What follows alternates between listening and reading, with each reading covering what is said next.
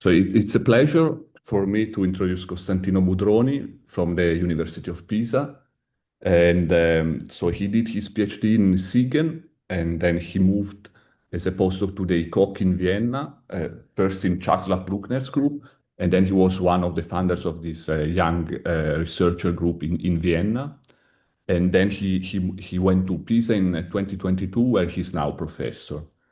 And so his research interests are very diverse, broad, and very deep. So they span many different topics in the field, I would say, quantum foundations, foundations of quantum mechanics and foundations of quantum information. And among the many interesting works he wrote, I'd like to stress two excellent reviews that he wrote, one about contextuality and one about macrorealism and Leggett-Garg inequality, that are very nice reviews, very complete, very clear. And I'd like also to acknowledge that they were very useful for me to prepare my course on foundations of quantum mechanics. So thank you very much, Costantino, for that. And today he will talk about quantum memory and quantum correlations in time. So please. Thank you. Thank you very much, Andrea, for the introduction, and also for organizing, to you and to all the organizers for inviting me to give a seminar here. Yes, so this talk today is about the notion of quantum memory in terms of quantum correlation in time. So quantum memory somehow is kind of a broad notion in terms of quantum information and quantum technologies, but I would like maybe to go a bit deeper into this aspect from the point of view of correlations in time. Okay, so let's start with the setup is very simple, very basic. We have a single system, and we look at it at different times, and at each time step we can decide to measure the system. So you can see there is a box here with two buttons. I can press one or the other, and this will correspond to a measurement in the system, and then there will be an output. So for instance, one light flashes. So I do at the first time step, I wait some time, I do it again, and so on. And I repeat this experiment many times, and then the observed data of my experiment, from the observed data, I reconstruct this probability distribution. So it will be the probability of the output, so the sequence of output, let's say A1, A2, and A3, given that I had chosen the inputs X1, X2, and X3. Okay. So one natural question is, assume you have just this single system, so you don't have the possibility of splitting the system in spatially separated regions. What will be the relevant notion of non-classical properties of this system? So one can think about entanglement and Bell non-locality, so two of the most, let's say, famous and fundamental non-classical properties of quantum systems, but one could argue that they make sense only for multipartite systems, or somehow their natural framework is that of multipartite systems. There are other possible notions of non-classical properties. So one is, say, non-macrorealism, so related to the violation of Leggett-Garg inequality, and the other one is contextuality. Okay, then let's try to have a look more in detail at these two ideas. So what I want to argue is that somehow, if we want to address non-classical property of single quantum system from kind of a, let's say, quantum information perspective, or let's say from the point of view of quantum information tasks, these two notions provide very strong, requires very strong assumption, or somehow they have very strong restriction of what you can say, what you can do. One strong condition in Leggett-Garg macrorealism, so this notion of classicality called macrorealism, is that we are restricted to non-invasive measurements. So, for instance, if you have a classical system, let's say your laptop or any classical machine, and you have some memory, so you do some operation, you update some internal register of your machine, you already violate this condition of non-invasive measurement. So it will be, I would say, impossible, at least very difficult, to discuss quantum information application in this. And the other notion is Cauchy-Specker contextuality. In this case, there are several direct applications to quantum information, in particular to quantum computation. So here I put a couple of papers, but there are many others that somehow connected quantum contextuality to quantum computation. For instance, in measurement-based quantum computation with magic state injection, there are some property of shallow circuits and so on. So this seems more related to quantum information application, but still there are some constraints on the type of operation, the type of measurements in particular that you can consider, because the very notion of context somehow relies on a set of compatible measurements, at least in the sense of Kochen spectrum. Okay? So we have to somehow, if we want to discuss this application, we have to restrict ourselves to special class of measurements. So yeah, this brings us to our motivation for studying temporal correlation. So we want to study quantum correlation times, let's say in general, with a kind of a minimal set of constraints. Okay, so we don't want to restrict the type of measurement to be local, compatible, or projective, or ideal, or whatever. And we would like to be able to apply this framework to the investigation also of sequential and adaptive information processing protocols. So not only, let's say, from a kind of a foundational perspective, so difference between classical and quantum correlation, but also, I mean, from the point of view of possible application in sequential information processing. Okay. So this brings me to the outline of my talk. So in the first part, I will introduce this notion of temporal correlation. In particular, I will show you that this is a kind of a very powerful framework, let's put it this way, in the sense that, I mean, if we are looking at the unrestricted case, just correlation in time without any further, let's say, assumption of the system, we will see that there are no difference between classical theory, quantum theory, and even the, say, most generalized probability theory. In practice, say, classical theory can already recover all possible correlation admissible in any GPTs. So this brings us to the motivation of putting memory restriction. So we look at correlation in time, but we assume that the system we are considering has some finite internal memory, okay, finite number of internal states, let's put it this way. And so here we have to address the question of what are the interesting scenario, and this will bring us to the notion of sequence complexity.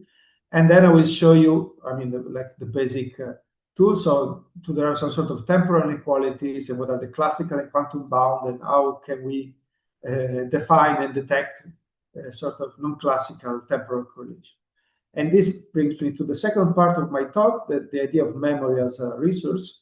I will discuss different possible definition of physical memory, and in particular the notion of what is a classical memory. Okay, and in particular I will look at entanglement-breaking channels that in many aspects of quantum information are considered kind of classical channels. So it is said normally that they don't have any quantum property. So this I will elaborate a bit more later what this means.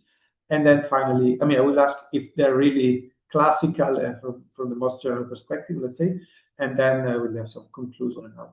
Okay. So let's start with the definition of correlations. Okay. So this is the same slide I had before. We have our experiment with a single system. We repeat the measurement different times. We collect statistics, and we have this object, this probability distributions. Okay, so the probability of outputs A1, A2, A3 given inputs X1, X2, and X3.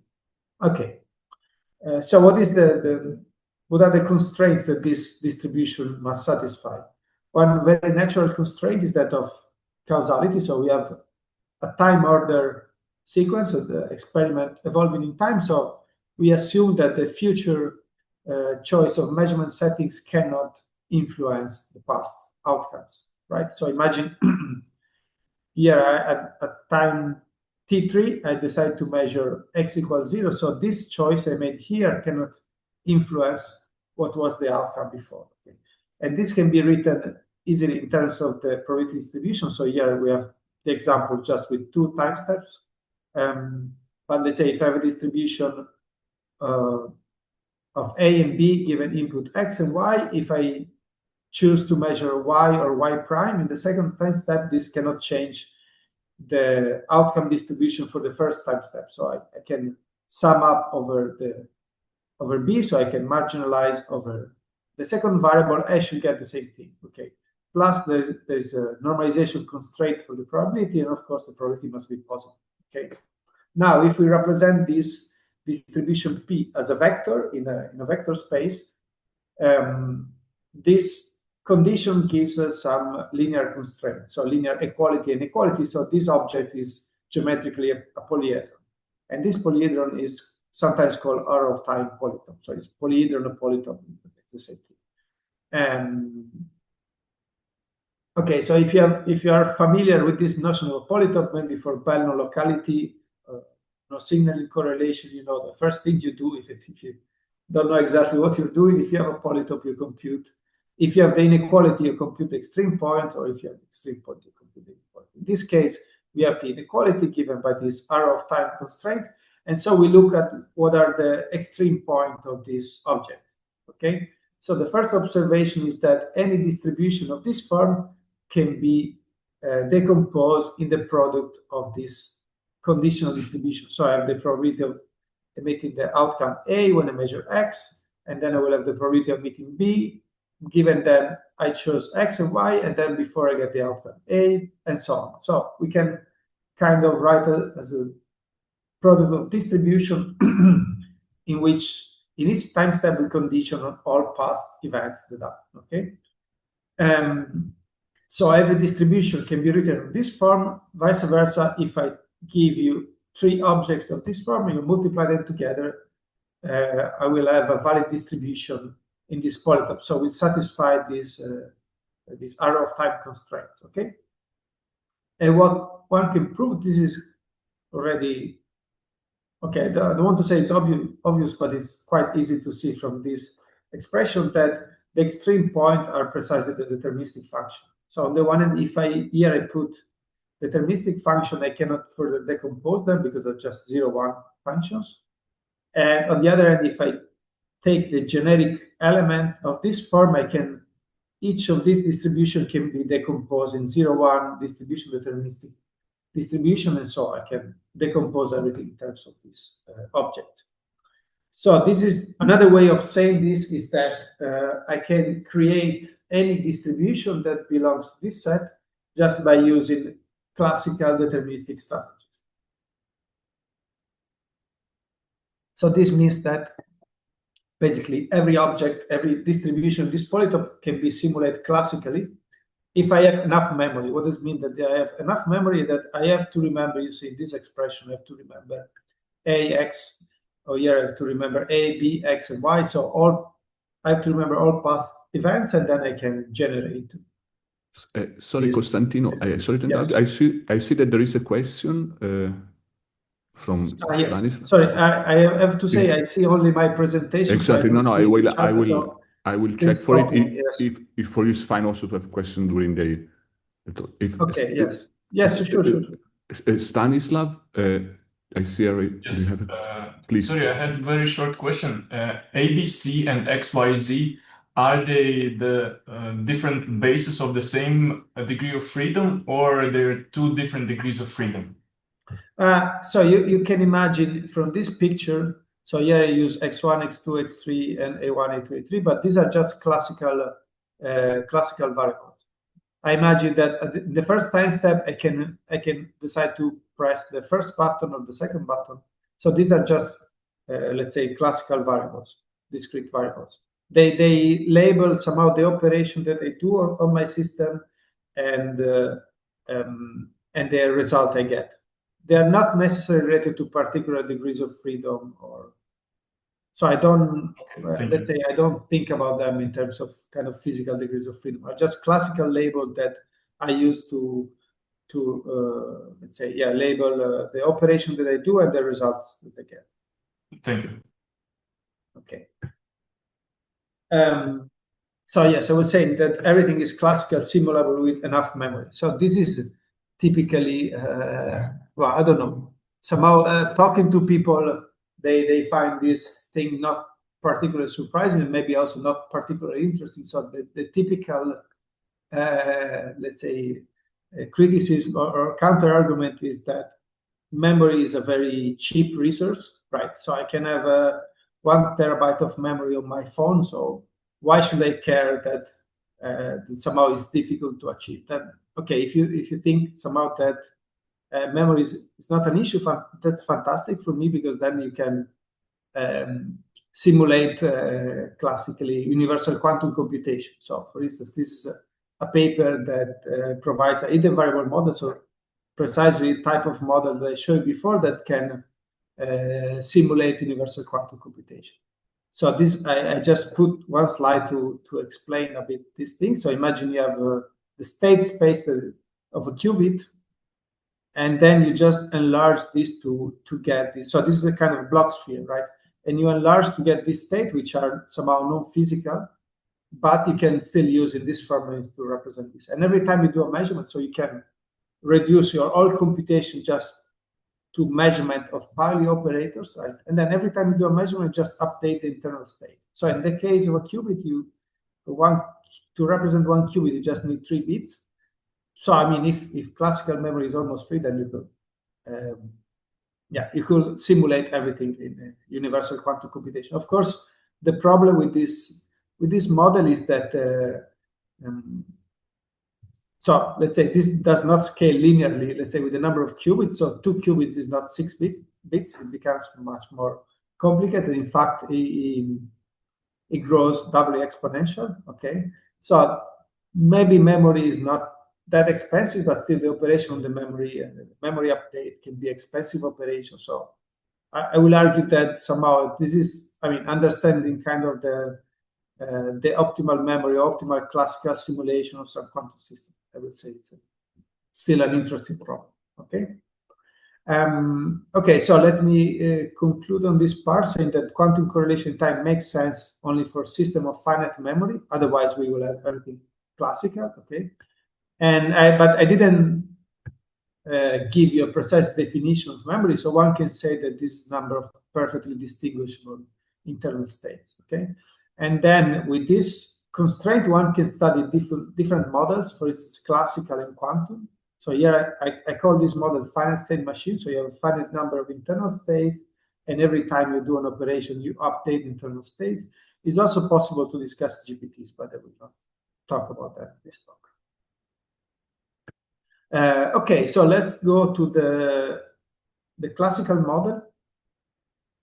So this is your distribution, the probability of A, B given X and Y, and you just somehow represent this as some hidden variable model. So you have your distribution of your initial state S0, then here you have a transition probability. So given that you are in S0 and you choose the measurement setting X, then you emit the output A and you transition to the state S1.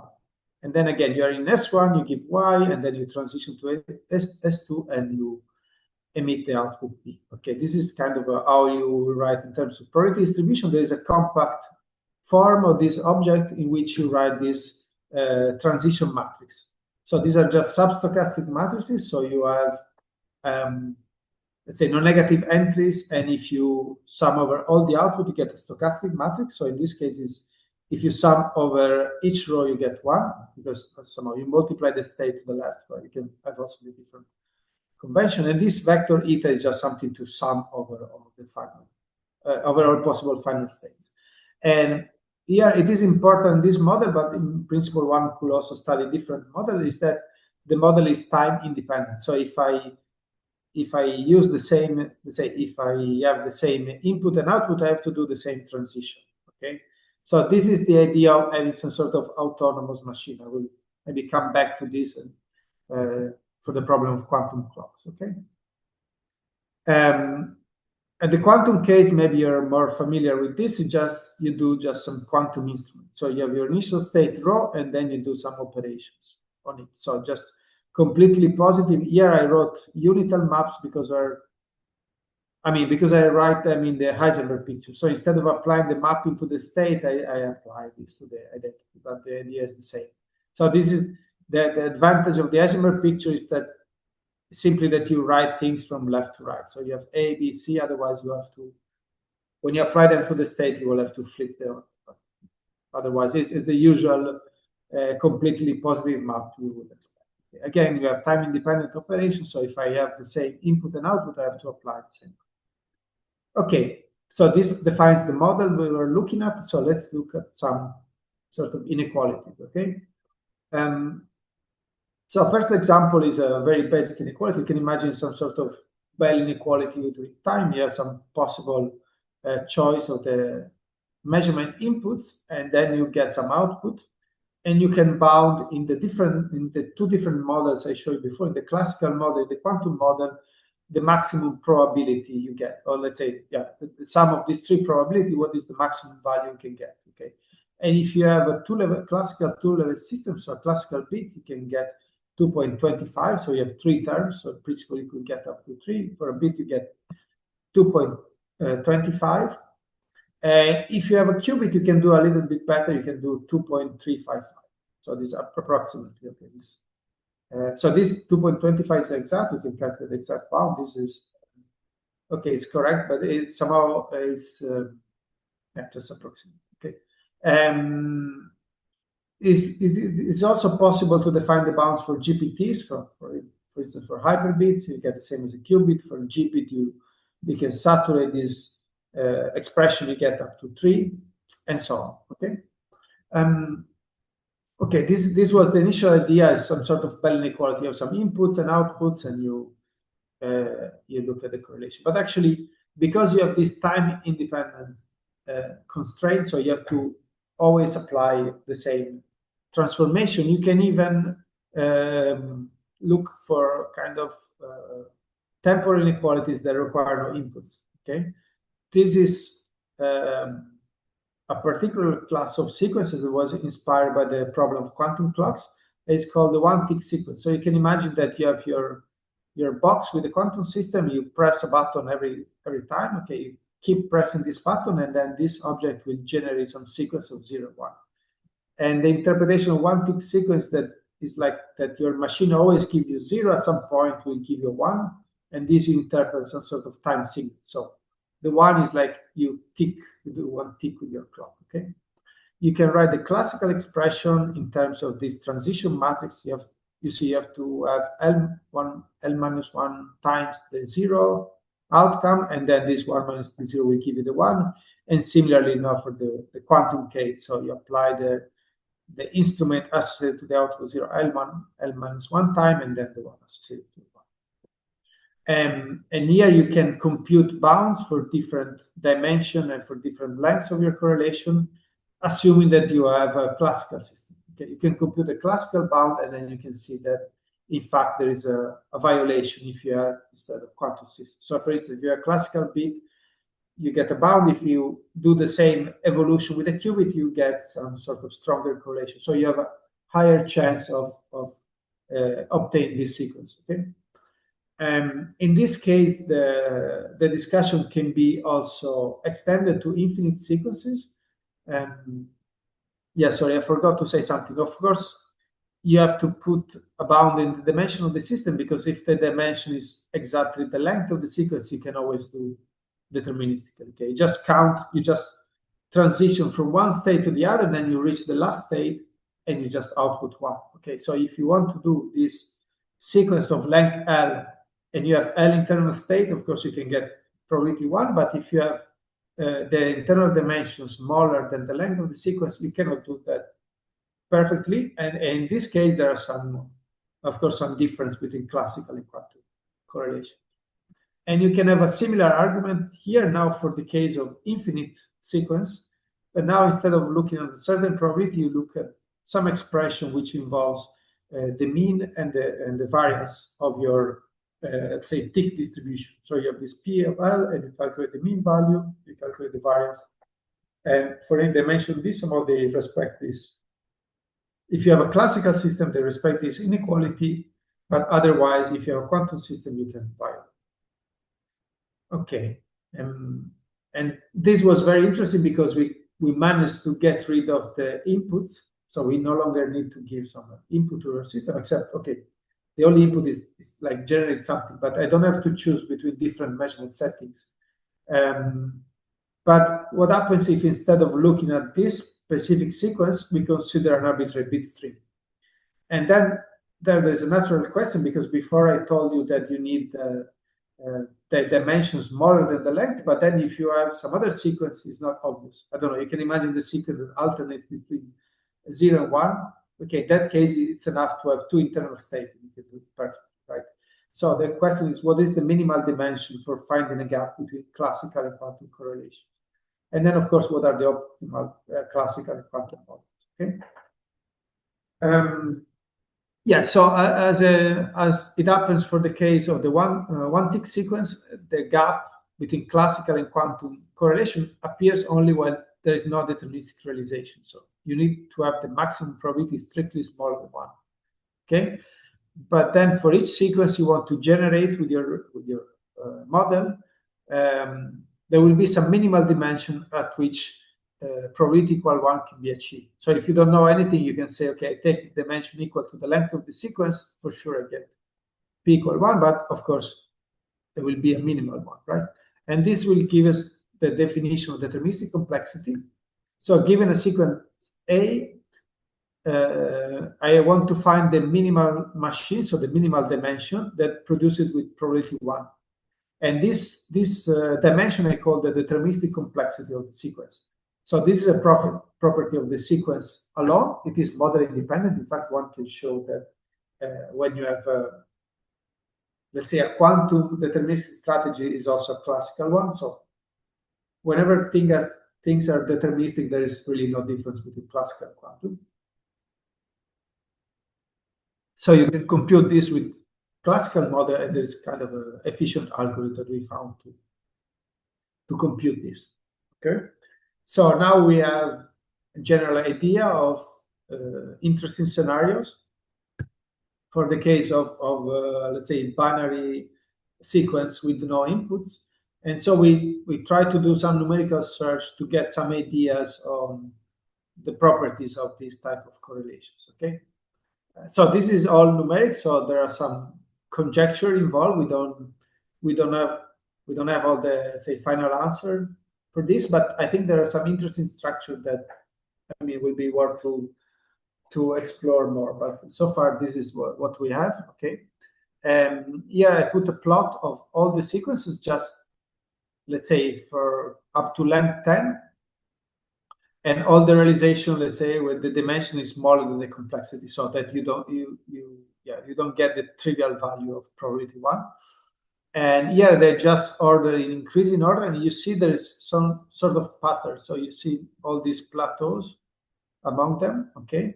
And this red line is kind of a bound that we observe and we conjecture to be true. Of course, it looks like there is some more structure, but this we didn't. All these other plateaus, we didn't quite understand what's going on. But the idea is that I take an arbitrary sequence L. Okay, so arbitrary sequence A of length L, and I try to realize with some model T in dimension D. So everything here is classical, right? So, and this probability will be below the probability of a special sequence, which is the one-tick sequence, the sequence with all the 0 and then 1 at the end.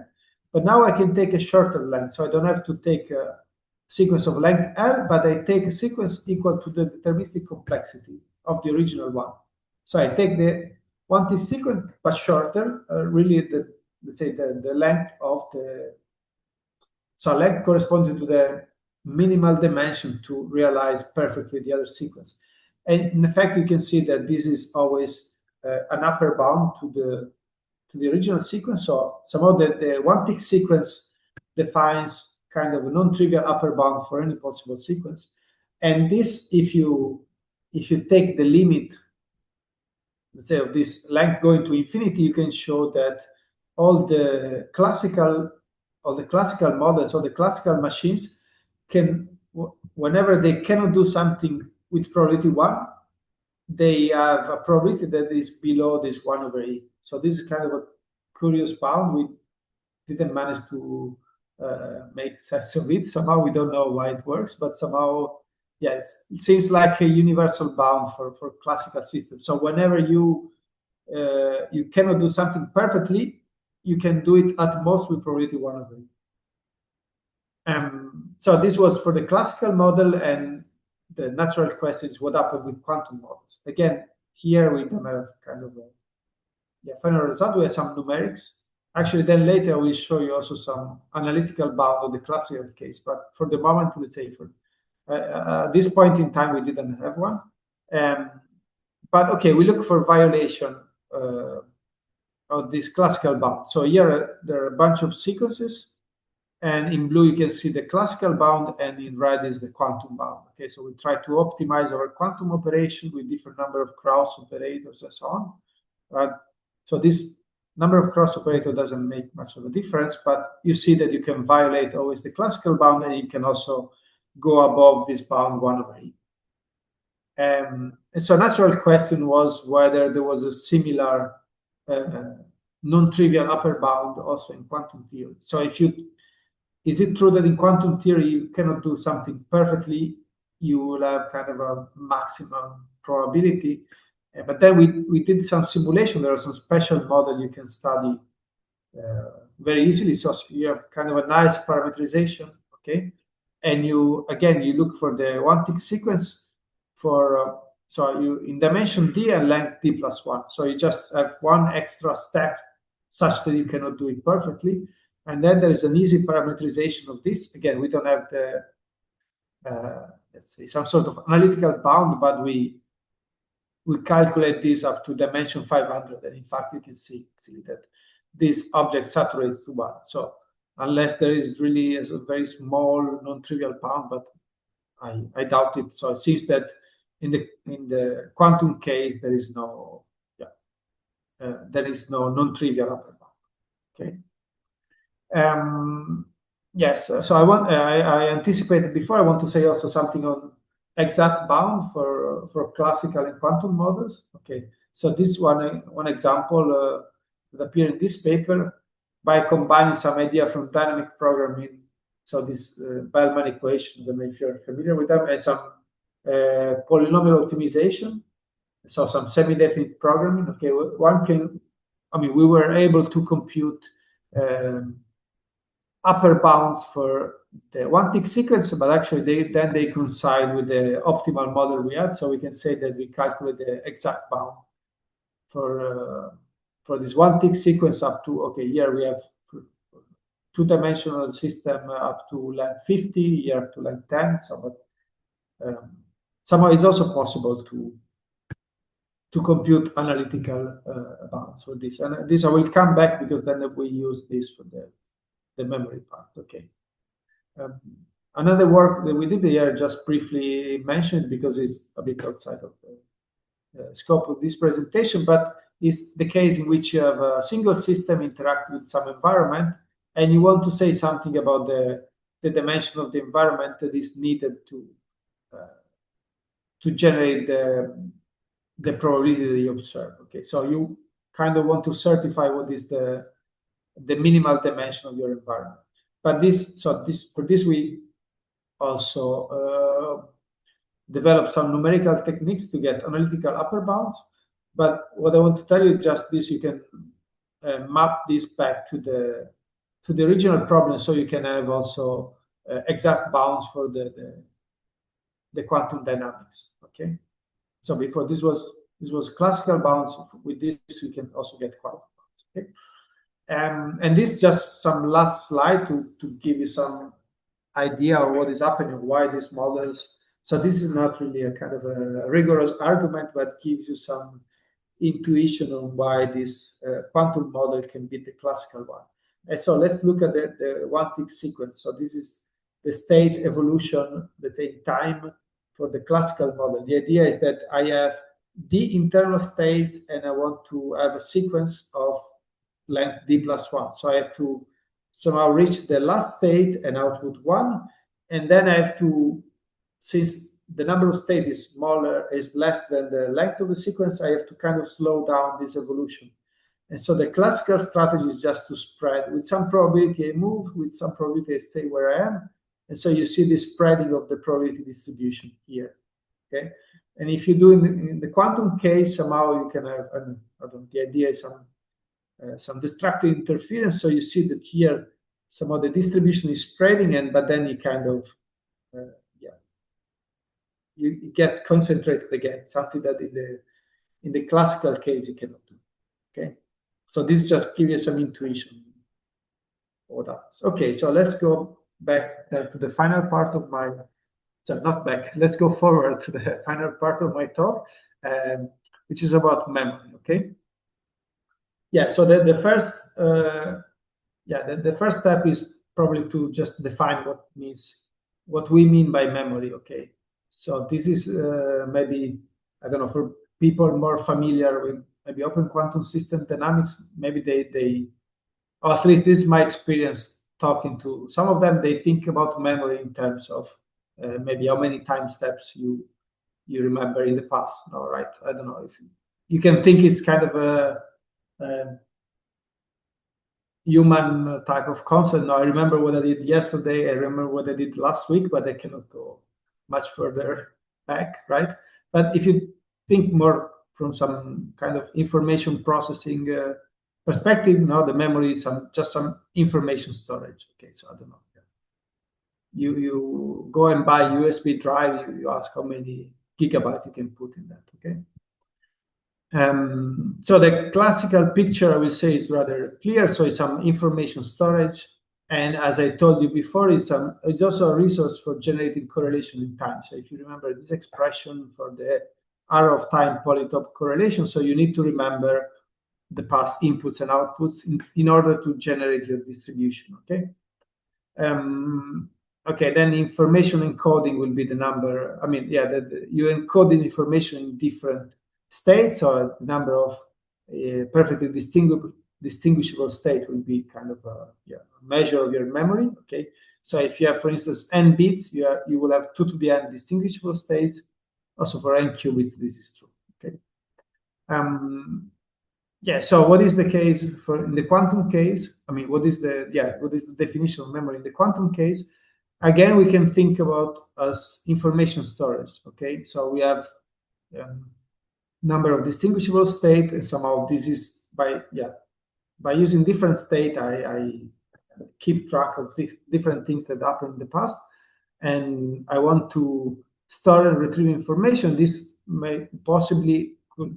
this could be in some imperfect way. Okay, so the mathematical model of this is a quantum channel. Okay, and here I want to give you an example of this. So at the beginning, maybe I was a bit puzzled of why define a memory through a channel. But if you think about basic quantum information application, you can convince yourself that this notion makes sense. So this picture is from this paper, from this experiment.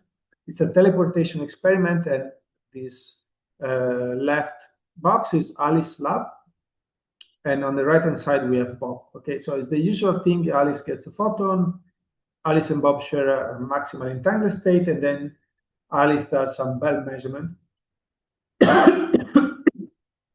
Sorry, on the input state and half of the maximal entangled state shared with Bob. And of course, if you think how this, if you think about this experiment in time, so you have this, the 2 photons going to Alice and Bob, and then Bob has to go measure, and then she has to record the output, send the information to Bob, and so on. So if the source is somehow in the middle, by the time Alice has done everything and communicate the information to Bob, Bob will have lost the photon already. So he has to store the photon somewhere. And here the memory, you see in the picture, is written 2 kilometers of optical fiber. So the idea is that Bob has to delay the photon such that he gets it in time, simultaneously, let's say, as Alice information on the result of the measurement, so that he can do the unitary and correct to the state. So here, indeed, the memory is just a channel, just some optical fiber. Okay. Yes, and what is the notion of kind of useless memory? If we don't want to say classical memory, so what is useless is some entanglement breaking channel. Okay, because of course here, if Bob has something that is entanglement breaking, he will lose the entanglement of this bipartite state, and he cannot do teleportation. Okay? I took some pictures from different papers. You can see here all the references that somehow analyze this idea of classical memory. So a possible candidate for classical memory is that of entanglement breaking channel, right? So this is, I would say, a very natural definition, because what an entanglement breaking channel does is basically to measure the system and then kind of forward some classical information, some classical label that then it's used to produce a new state. So there are many ways of defining them, but this is maybe the most straightforward one. Is this is a measure and prepare channel. So if I give you a state rho, you just measure rho with a P of n ei, and depending on the outcome I prepare the state sigma I. Okay. Yeah, so this is maybe kind of a schematic representation of this. I have my system of dimension d, I do the measurement, and then I send the information, the label, and just re-prepare some state. And so this is a possible candidate for classical memory, and I would say it makes sense because it's useless in some types of, I don't know, many relevant tasks in quantum information, for instance, teleportation. It does not preserve quantum properties such as entanglement. And then this property of being measured and prepared somehow tells us that it just forwards classical information. Okay, here it's enough to send the label of the outcome that I receive, and then I can just re-prepare the state. I don't have to send any quantum state in the middle. Okay. So yeah, the question is, can we say conclusively that there is nothing quantum in the entanglement-breaking channel? Okay.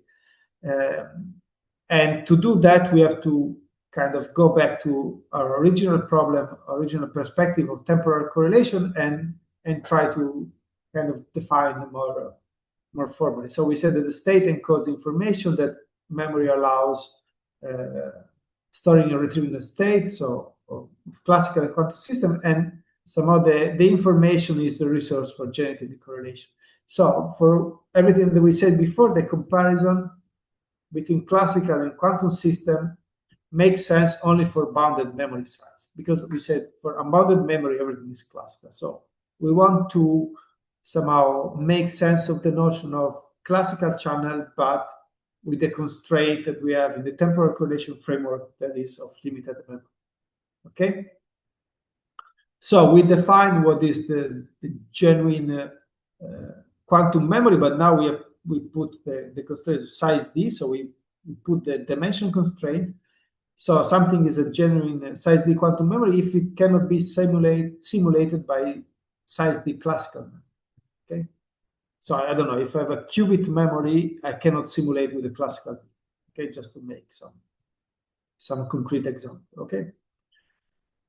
Okay, now let's go back to our measurement scenario or our measurement protocol. So before we simply add these blue boxes, so the quantum instrument that at each time step generate an output, but now we want to introduce also some entanglement breaking channel. So between the state preparation and then every measurement, we insert this channel E, which is a measure and prepare channel. Okay, so we have a single qudit system. We perform the sequence of measurements, so the usual protocol as before, but then we insert this channel in between.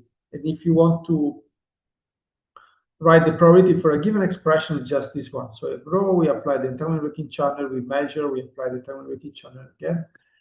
And so the question we formulated before, we can formulate here concretely in this protocol, and we can ask whether a qudit going through this entanglement breaking channel, this sequence of entanglement breaking channels can be simulated by a classical. Okay, so this is the question we want to answer. Well, then we can simply write down this expression and substitute the definition of the channel. So we said before there was measure and prepare. Let's see.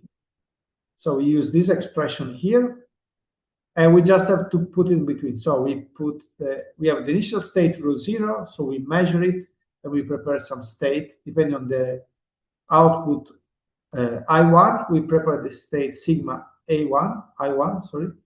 Then I measure. I apply the instrument, and then I measure again and re-prepare the state, and so on. Now, all these expressions, you see that this trace expression factorized because every time I'm preparing a new state, and then I can actually prove that each of these objects represent a transition matrix. So if I consider this a transition matrix for the outcome A1, for instance, with index I1 and I2, I can show that indeed this is positive, is substochastic, and satisfies all the properties.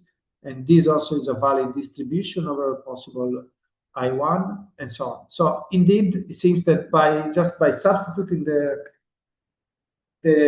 entanglement-breaking channel in this expression, just by inserting the entanglement-breaking channel in this expression, we get that we reconstruct classical model, just the one we had before. Okay, but now there is an observation.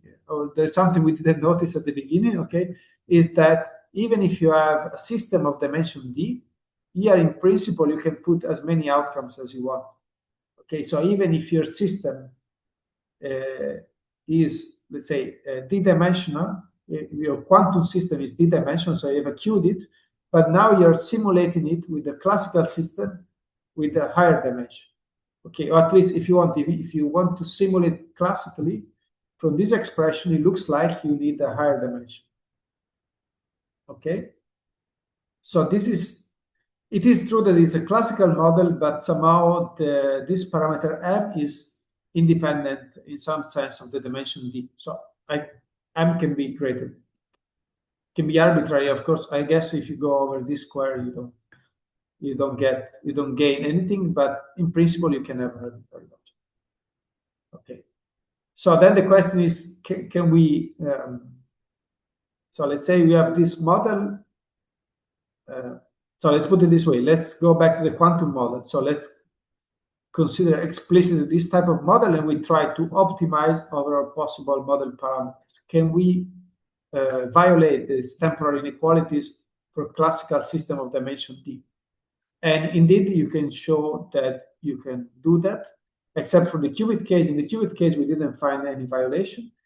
But for the case of qudits and qquarks, you can show that actually. So first of all, you can calculate analytically the classical bound, and you can show there's a quantum violation even when using an entanglement-breaking channel. So somehow the fact that you're yes. So even if it looks like you're somehow transmitting classical information, still the entanglement-breaking channel is more powerful than a classical system. So you cannot reproduce this correlation. You cannot simulate this correlation just by using a classical system of the same dimension. Okay. Yeah, so the qudit plus the entanglement-breaking channel is different from a dit. It cannot be simulated by a dit. And so the entanglement-breaking channel somehow it can be thought of some instance of non-classical value. Okay. Yes. So this is more like a curiosity of this universal bound 1/E I told you before. So actually, it looks like that if you have this quantum plus entanglement-breaking channel, you can even violate this thing. You see, the violation is very small because you have 0.368 and here is 0.3679. So they're very close, but okay, this may be just a curious fact for us because you get a very small violation, but you get one. So we're not sure how to interpret this result. Yes, and then in this, all these numbers come from numerical searches, so over a possible parameter space for your cross operators. But actually, you can also try to construct some sort of explicit model for this. I mean, because from the numerics, maybe you don't get much intuition. Okay. And the idea is, to use this specific model based on this equiangular tight frame. And so the idea is that you have a system of dimension d, but you want to. So on dimension d, you have d orthogonal states, at most the mutual orthogonal states. And the idea is that you want to approximate this. So this is some sort of construction that gives you, let's say, the best thing of the best approximation, let's say, to orthogonal states when you have some number which is higher than the dimension. Let's say of dimension d, I want to create d plus 1 objects that are almost orthogonal. Okay, so kind of equally distributed. This would be kind of the best construction. And indeed, you can see that this intuition works because you can, with this model, you can always violate the classical bound. Okay. So in this case, you see, you can go to somehow longer sequences because you don't have to optimize anymore. You do just construct it basically. Okay, I'm almost done with my talk. So this is maybe the open question is then what are the classical entanglement breaking channels, which in particular implies what are the classical channels in general. I think since the entanglement breaking channel in some sense the most classical, so what we need to add to make it really completely classical from the perspective of temporal correlations. Okay, and in that paper we found 3 possible conditions, but okay, we don't know if that's all of it. I mean, these are sufficient for being classical, but we don't know whether they're necessary. Most likely not. But okay. One example is that you have exactly the outcomes for your P of n here in the entanglement breaking channel. So this m is equal to d, but this is kind of trivial condition in the sense that you get precisely the classical model in the same dimension. Okay. One can do also some other condition, for instance, commutativity of the state that you re-prepare or commutativity of the P of n. I just show you an example because it's kind of rather trivial. So if these states all commute, you can diagonalize them in the same basis, and basically you have kind of a noisy model in which instead of generating this state, it generates something else with some probability, and then this noise of your model, you can put it back in the P of n basically and define a new P of n which has only the outcomes instead of n. So somehow this kind of, if they are commuting, it's some sort of classical noisy model. You can put the noise in the P of n and just have some model with the outcomes. But this was some example, and the other case for commutation of P of n, it works more or less in the same way. But this maybe gives you some intuition of some possible notions, but I must say we don't have an answer. So what are the relevant notions? Maybe compatibility, commutativity, disturbance. These 3, it was left as an open question, so we don't know exactly. Okay, so this brings me to the conclusion. So I show you the notion of possible notion, let's say, of non-classical temporal correlations, and I argue why we need memory constraints. So the main argument was that the unconstrained case is trivial, so we need to put some sensible constraint. Okay, I show you gaps between classical and quantum models. So basic example, the one-tick sequence related to the quantum clocks, the arbitrary sequence, and so on. And then I propose some notion of classical memory based on simulability condition with respect to these temporal models. Okay, and maybe a result that was surprising, at least for us, was quite surprising, that entanglement breaking channel provides some quantum advantage in this task of sequence generation. From the perspective of temporal correlation, in which I want to compare systems of the same size, even entanglement breaking channel somehow retain some sort of quantum properties. Okay, there's a few open problems related to this notion of classical channels or classical memory that are related to the relevant incompatibility notion. So here I put incompatibility in quotation marks because it's not clear exactly what will mean. It's not the usual notion, of course, of incompatibility for P of n. And then maybe if there are applications to other scenarios, for instance, the prepared measure scenario, I forgot to put, but there was also some similar result by Giulio Kiribella and collaborator, in which they proved that indeed the entanglement breaking channel provides some quantum advantage in some task. And so maybe a proper definition of set of properties of classical memory. Of course, this depends a lot on the task you're looking at. So if you're doing teleportation, of course, entanglement breaking channel are perfectly fine as a definition of classical memory, but I think it's interesting to address this problem from different perspective, and maybe something that seems completely classically in one setup, then yeah, it appears to have some quantum property, another one. So of course it depends a lot on the type of problems you're looking. Yeah, with this I conclude my talk. Thank you for your attention. Thank you very much, Costantino.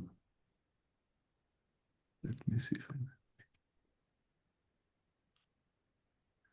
are there questions? If you have questions. I must say that I'm sharing, Yeah, so you see my own screen, so I don't see the Zoom. I don't see your faces or chat or anything. So if there is something, either speak or somebody, please tell. Yeah, exactly. If anyone has a question, just do it. I can also check the chat. Maybe I will break the ice with the question. I was wondering what is the role of having time-independent finite-size machines? Because for example, also in the analysis with entanglement-breaking channels, you consider always the same entanglement, the same channel, while one might think of having.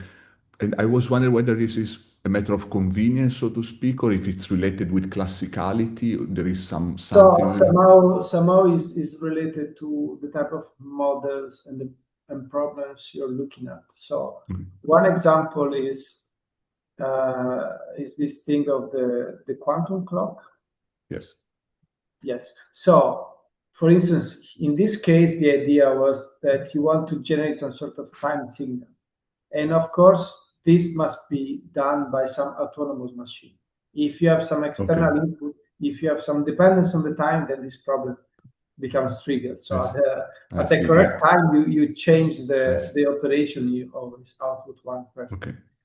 And the other one was also the relation here with computation, because somehow you want your operation to is again the idea of kind of autonomous machine, and that's why also these finite state machine are also some sort of model of computation. So it's not the universal Turing machine, so it's kind of a more restricted one, but it's still related to the idea that you're not kind of smuggling some information or computational power or time signal or whatever it is from outside. So everything is already contained in your model. No, right? As computation, you can imagine if you allow your operation to depend on time, then you can, from outside, somehow you fine tune or choose. Yes. Yeah. So this is, I would say, it's not for me. It was natural to discuss this sort of quantum information tasks. But of course, there are some cases in which one considers similar scenarios, which one consider time-dependent operation. I think maybe some prepare and measure scenario or some random access code. These are also investigated. I think the nice thing of this type of models is that somehow they don't grow. The number of parameters of the model doesn't grow exponentially. Of course, if for each time step you have a different possibility of operation, then the number of parameters of your model grows exponentially. But here, you can still do something interesting. I don't know.